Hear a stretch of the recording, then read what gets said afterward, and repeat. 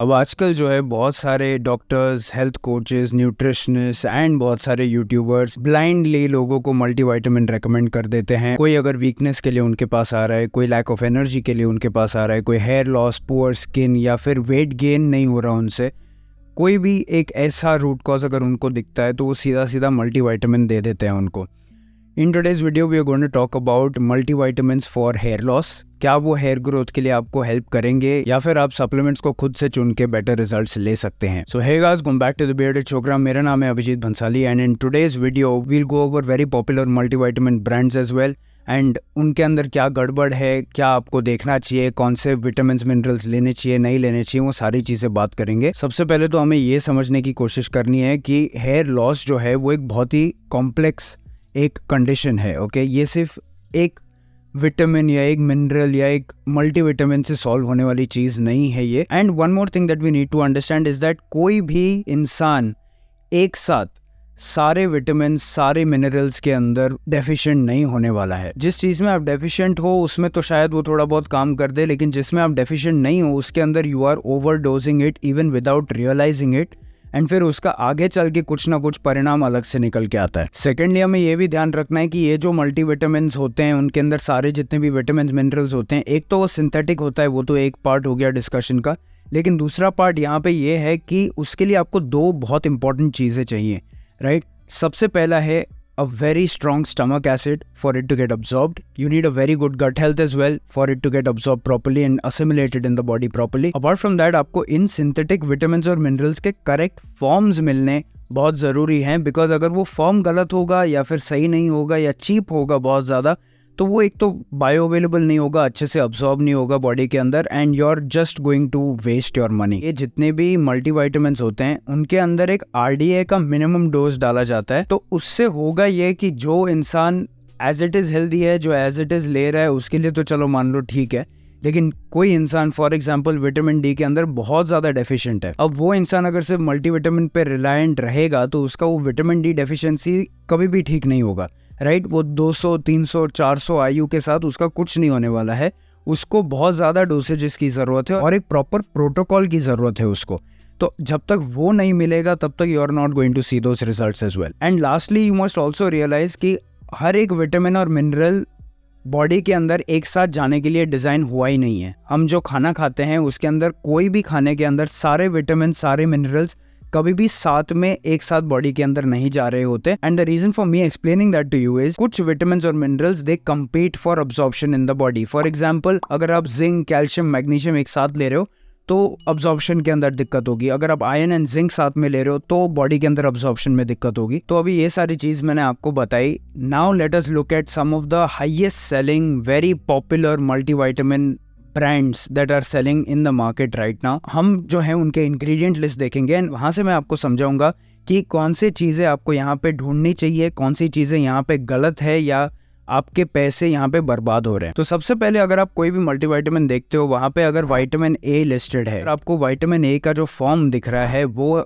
आ रहा है beta carotene. अब बीटा कैरोटीन जो है वो एक प्रीकर्सर है एक्चुअल विटामिन ए का एक्टिव फॉर्म का, विच इज रेटिनॉल। तो अगर आपको सप्लीमेंट अगर लेना ही है विटामिन ए का तो आप रेटिनॉल ढूंढिए या रेटिनाइल पामेटेट या रेटिनाइल एसिटेट ढूंढिए। Those are going to be better options as compare to beta carotene. उसके बाद आपका आएगा विटामिन सी। बहुत सारी जगहों पे आपको एस्कॉर्बिक एसिड दिखेगा। यहाँ पे देखो, एस्कॉर्बिक एसिड जो है वो usually genetically modified corn starch and a lot of acids and सारी चीजों से बनाया जाता है।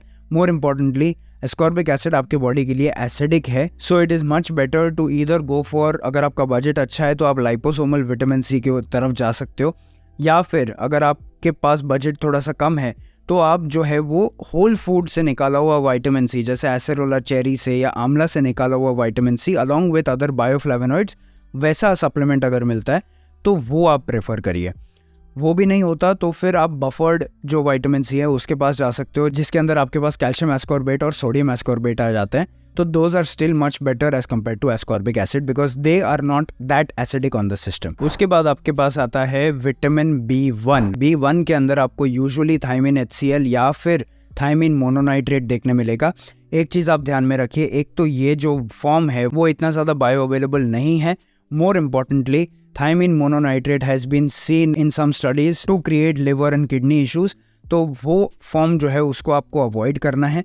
अगर B1 आप लेना चाहते हो तो एक ऐसा सप्लीमेंट चूज करिए जिसके अंदर आपको बेनफोटामीन दिख रहा है। वो जो फॉर्म है B1 का वो एक फैट सॉल्युबल फॉर्म है which is going to be much more bioavailable in the body. उसके बाद आता है B3 जिसके अंदर मोस्ट ऑफ द केसेस के अंदर आपको नाइसिन देखने मिलेगा, लेकिन नाइसिन से फ्लशेज आते हैं बॉडी के अंदर और वो बहुत सारे लोगों को सूट नहीं होता। ट्राई टू लुक फॉर इधर निकोटिनामाइड और niacinamide, those are much better tolerated by the body. उसके बाद है B5 कैल्शियम पेंटोथेनेट, आपको यहाँ पे देखना चाहिए, आपको सर्च करना चाहिए बिकॉज पेंटोथेनिक एसिड से वो ज़्यादा बेटर है, ज़्यादा स्टेबल है।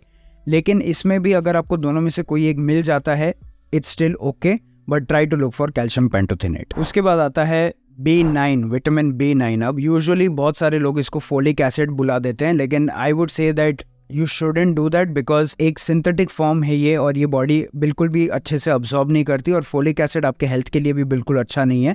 तो जो आपको फॉर्म ढूंढना चाहिए विटामिन B9 का वो है 5-MTHF which is methyl tetrahydrofolate. उसके बाद आता है B12। ये भी जो है बहुत सारे चीप मल्टीविटामिन्स के अंदर आपको ये साइनोकोबालामाइन देखने मिलेगा यहाँ पे, which is not good at all. Okay, it's not good for your health and it's a very very cheap synthetic form of B12 जो बिल्कुल भी अच्छे से अब्सॉर्ब नहीं होता बॉडी के अंदर। यहाँ पे आपको मिथाइल कोबालामाइन ढूंढना है या फिर आप यहाँ पे हाइड्रोक्सी कोबालामाइन भी ढूंढ सकते हो। Those are much better options as compare to cyanocobalamin. उसके बाद आपको चीप मल्टीविटामिन्स के अंदर विटामिन D के नाम पे D2 मिलेगा which is ergocalciferol. Again that is not readily absorb by the body, it is not used that well in the body.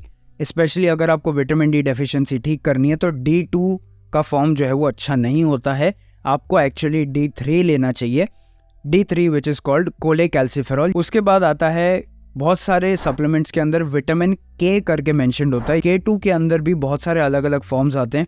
उसके अंदर MK4 कुछ लोग डाल देते हैं पैसे बचाने के लिए, लेकिन आपको ढूंढना है MK7। ठीक है, विटामिन K2 का MK7 फॉर्म होना चाहिए and that will be really really nice. उसके बाद आता है जिंक। अब जिंक का जो सप्लीमेंटेशन है अभी यहाँ पे भी बहुत सारे चीप सप्लीमेंट्स अवेलेबल हैं। मल्टीविटामिन के अंदर भी यूजुअली आपको जिंक सल्फेट या जिंक ऑक्साइड देखने मिलेगा। Don't go for those supplements because वो जो जिंक का फॉर्म है it's not very readily absorb by the body. What you should look for is अगर बजट कम है तो जिंक सिट्रेट के ऊपर आप जा सकते हो, लेकिन अगर बजट अच्छा है तो जिंक ग्लूकोनेट या एसिटेट या पिकोलिनेट के ऊपर आप जा सकते हो। उसके बाद आता है कैल्शियम। कैल्शियम के अंदर भी आपको बहुत सारी जगहों पे कैल्शियम कार्बोनेट ही देखने मिलेगा बिकॉज वो चूना है, वो सबसे सस्ता आपको मिल जाएगा।